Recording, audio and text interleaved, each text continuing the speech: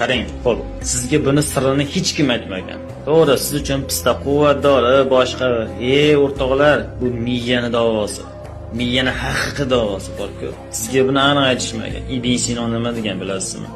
Miyani ichki tizimini uyg'otib quvvatga to'ldiradi. Miyani o'stirishga, miyani boqishga eng katta vitamin, tabiiy vitamin mana shu narsada bor do'stlar.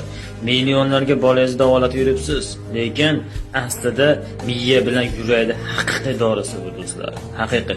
Lekin buni to'rt xil mizoj bo'lsa, to'rt xil tabiatli insonga to'rt xil munosabatda ichish mumkin do'stlar. Buni ham o'rgataman. Oxirigacha ko'ramiz, layklarda ayamaymiz. Hop, serjahl tez harakat odam sut yoki qatiq bilan yesa juda ham yaxshi bo'ladi.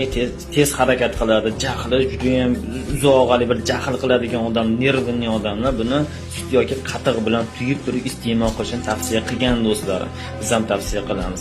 Agar ortiqcha vazn, bosh og'rig'i, uyquchan odamlar, bo'shashgan odamlar bo'lsa, buni asal, dolchin yoki zanjabil bilan aralashtirib yeyishni tavsiya qilamiz do'stlarim.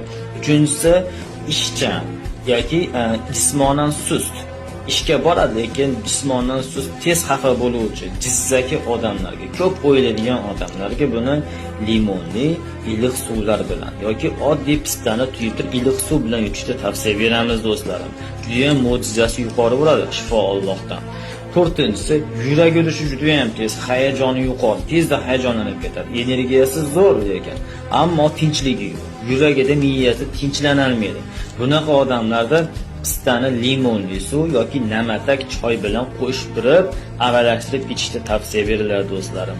Ko'ryapsizmi do'stlarim, pistani qanchalar yuqori sirlari mavjud. Shifo topinglar, gazini bosinglar, omad.